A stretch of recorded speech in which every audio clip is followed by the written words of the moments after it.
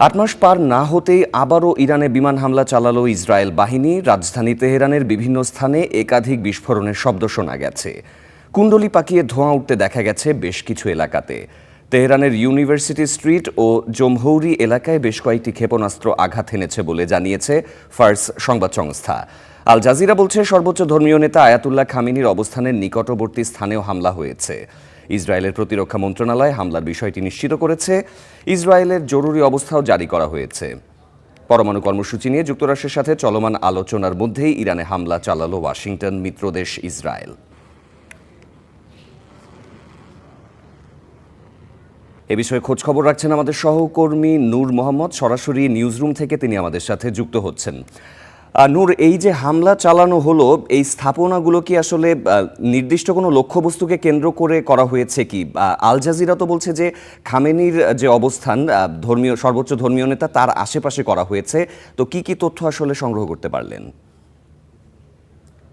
দেখুন, যেই সময়টিকে বেছে নেওয়া হয়েছে এই হামলার জন্য, তখন কিন্তু ইরানের যে কূটনীতিকরা রয়েছেন, ইরানের পররাষ্ট্রমন্ত্রী আব্বাস আরাকচি, তিনি কিন্তু গতকালই একটি বৈঠক শেষ করেছেন এবং সেটি ছিল তৃতীয় দফা বৈঠক।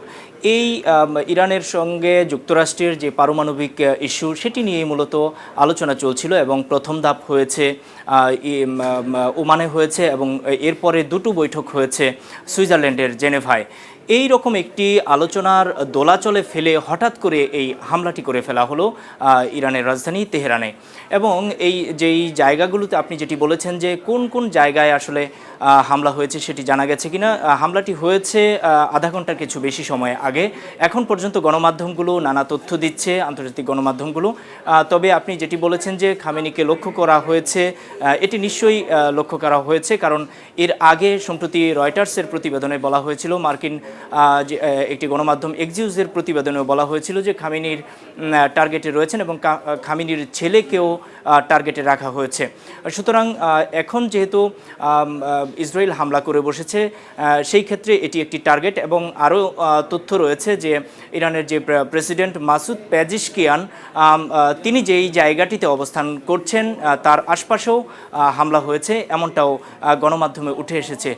এর বাইরে আমরা যদি আরও কিছু তথ্যের যে সোর্স থেকে পাওয়া তথ্য যদি বলি, সেটি হচ্ছে যে ইরানের যে পারমাণবিক যে স্থাপনা রয়েছে তেহরান থেকে উত্তরাঞ্চলীয় এলাকা ইস্পাহানে, সেই এলাকায়ও কিন্তু হামলা হয়েছে, এমনটি প্রাথমিকভাবে তথ্য দিচ্ছে গণমাধ্যমগুলো।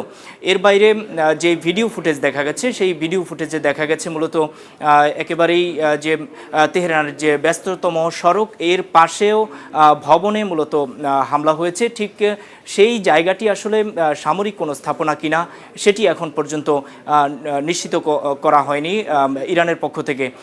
কিন্তু বিপরীত দিক থেকে যেটি বলা হচ্ছে যে ইসরায়েলের প্রতিরক্ষা মন্ত্রী ইসরায়েল কাজ তিনি নিশ্চিত করেছেন যে ইসরায়েলে তারা হামলা করেছেন এবং সেই হামলাটি পূর্ব পরিকল্পিত, এটি তিনি পরিষ্কারভাবে বলেছেন। এমন একটি সময়ে এই হামলাটি হলো যখন আমি এর আগেও বলছিলাম যে আলাপ আলোচনা চলছিল, কিন্তু এর মধ্যে আরও একটি গুরুত্বপূর্ণ ব্যাপার হচ্ছে যে ইসরায়েল তো যুক্তরাষ্ট্রের একেবারেই নিকটতম মিত্র, সবচেয়ে কাছের মিত্র যদি বলা হয় তাহলে ইসরায়েলকেই বলতে হবে।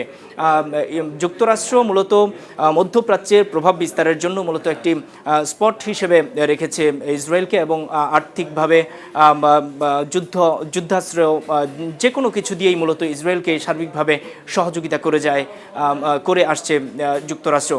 ইভেন গাজায় যে গণহত্যা চালাচ্ছে ইসরায়েল, এখানেও মূলত যুক্তরাষ্ট্রই কিন্তু পরোক্ষভাবে কাজ করছে। সেই ধারাবাহিকতায় যদি আমরা বলি যে গেল বছরের জুনে ঠিক একইভাবে আচমকা হামলা চালিয়ে বসে ইরান। সেই সময়টাতেও যখন আলাপ আলোচনা কিংবা সমঝোতায় পৌঁছার জন্য একটি সময় দিয়েছিল যুক্তরাষ্ট্র ইরানকে, সেই সময়সীমা শেষ হবার আগেই হুট করে যুক্তরাষ্ট্র নিজেই হামলা চালিয়ে বসে ইরানের পারমাণবিক কেন্দ্রগুলোতে। অন্তত 3টি পারমাণবিক কেন্দ্রকে লক্ষ্য করে মূলত এই হামলা চালায় যুক্তরাষ্ট্র। এখন আবার সেই একই পারমাণবিক ইস্যুতে আলাপ আলোচনার মধ্যেই হামলা চালিয়ে বসলো ইসরায়েল এবং সেটি তেহরানকে টার্গেট করা হয়েছে। একই সঙ্গে পারমাণবিক যে স্থাপনা রয়েছে ইস্পাহান, সেখানেও হামলা হয়েছে, এমনটাই আসলে খবর পাওয়া যাচ্ছে। তবে ইরানের পক্ষ থেকে এখন পর্যন্ত কতজন মারা গেছে বা কেমন ক্ষয়ক্ষতি হয়েছে সেটি কিন্তু এখন পর্যন্ত নিশ্চিত করা হয়নি।